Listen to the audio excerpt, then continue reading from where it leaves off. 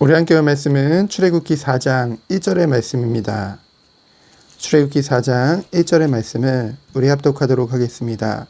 모세가 대답하여 이르되 그러나 그들이 나를 믿지 아니하며 내 말을 듣지 아니하고 이르기를 여호와께서 내게 나타나지 아니하셨다 하리이다.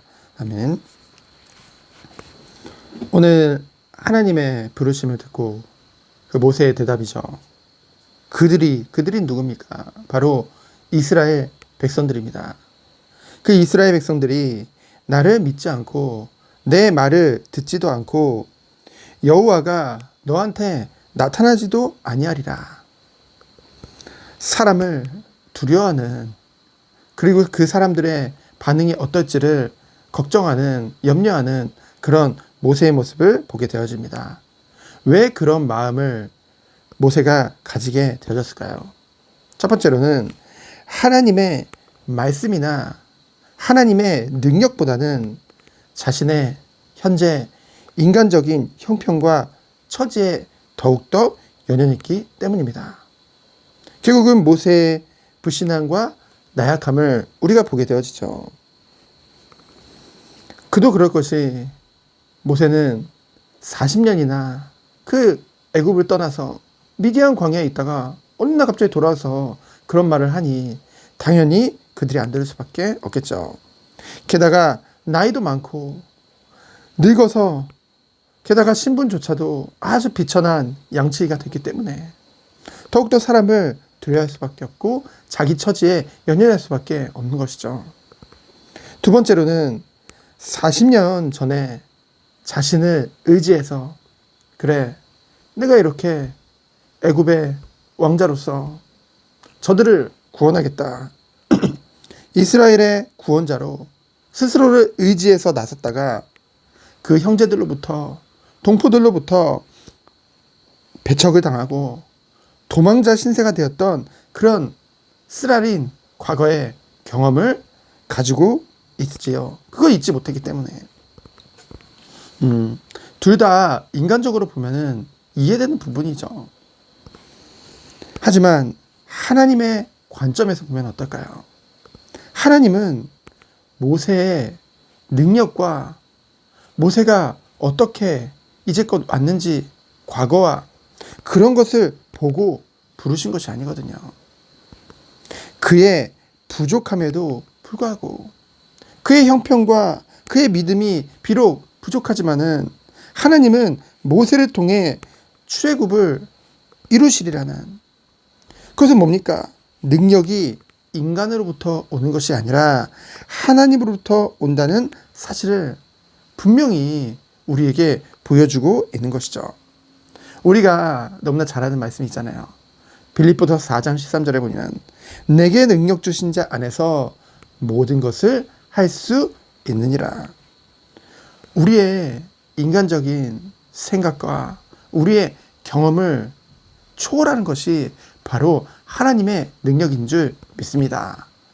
하나님의 뜻이 맞다고 한다면은 하나님의 능력은 그 무엇도 막을 수 없는 것이죠. 결국은 모세는 사람 앞에 섰기 때문에 결국은 자신의 형편이 보여졌고 과거의 경험들이 생각났던 것이죠. 그래서 결국은 불신앙에 빠질 수밖에 없었던 것입니다. 여러분, 우리는 기억할 것이 있어요. 결국 그 사람들조차도 하나님의 주권 아래에 있다는 것이죠. 하나님이 그 마음을 감동할 수도 있고 바로와 같이 완악하게도 할 수 있는 것입니다. 모든 주권이 하나님께 있는 것이죠. 그래서 우리들은 오직 하나님을 의지하고 기도하며 나아가야 될 줄 믿습니다. 우리는요, 세상에서 구별된 성도입니다. 하나님이 구별하셨죠. 하지만 세상을 떠나서는 살 수 없습니다.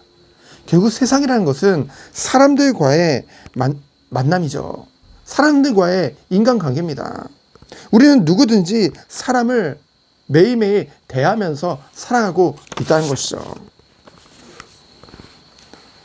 우리는 그러다 보니까 이 사람에게 어떻게 해야 될까? 저 사람에게 어떻게 해야 될까? 사람에게 어떻게 할까를 고민할 때가 너무나도 많습니다. 하지만 그것은 고민할 것이 아니에요. 내가 방법을 찾을 것도 아닙니다. 더 중요하고 더 앞선 것이 무엇입니까?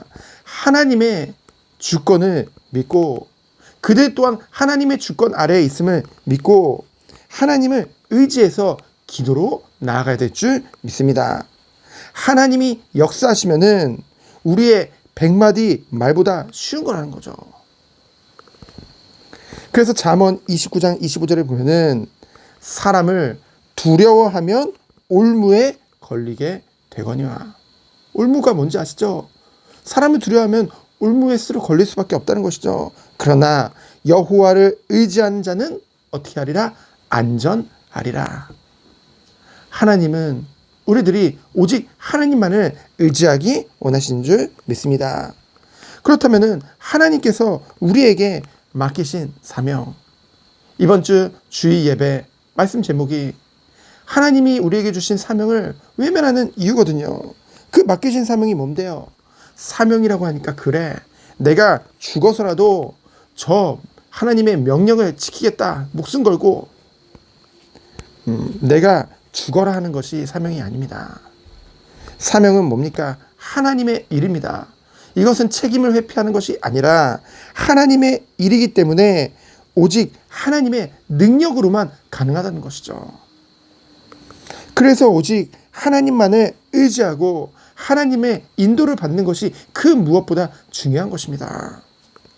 결국은 하나님의 능력을 의지하고 하나님의 인도를 받기 위해서 우리에게 하나님이 요구하시는 것은 무엇입니까?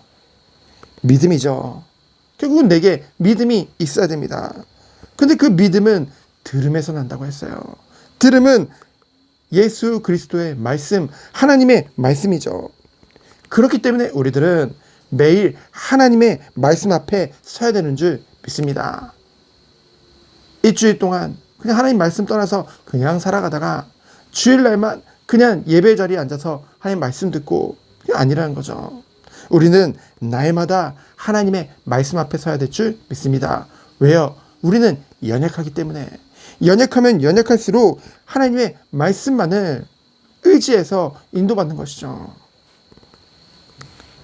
말씀을 통해서 깨달음을 얻고 지혜를 얻는 것도 중요합니다. 하지만 더 중요한 것은 무엇입니까? 결국은 그 말씀을 묵상하고 깨닫고 그 안에서 하나님의 음성을 듣다 보면은 그것이 반복되다 보면은 우리에게 오는 것이 무엇입니까? 이제는 뭔가 말씀을 들으면서 이렇게 저렇게 생각하는 것이 아니라 전적인 신뢰, 믿음이 우리에게 온다는 것이죠. 그걸 뭐라고 합니까? 바로 순종이라고 합니다. 나의 유익을 위해 내가 이해돼서 하나님의 말씀을 붙잡는 것이 아닙니다. 다니엘과 새 친구 같이 정말로 죽을 수도 있어요. 당장 푸른불이 앞에 있고 당장 사자들이 있습니다. 사자굴이 있습니다. 근데 어떻게 고백했습니까? 그리 아니하실지라도 내가 저 우상에 드렸던 저 재물 먹을 수 없다. 들어가는데요. 푸른불에 들어가는데요. 상관없다는 거죠. 그리 아니하실지라도 하나님의 뜻이면은 순종하는 것입니다. 그것이 참된 믿음이죠. 오늘도 이러한 참 믿음 속에 들어가서 승리하는 하루 되어지기를 예수 그리스도 이름으로 축원드립니다. 시간 기도합니다. 하나님 감사합니다. 오직 하나님만을 의지하게 하여 주옵소서. 모든 사람들과 모든 것이 하나님의 주권 아래 있음을 믿고 오늘도 믿음으로 나아가는 하루 되도록 주께서 축복하여 주옵소서. 살아계신 예수 그리스도 이름으로 기도합니다. 아멘.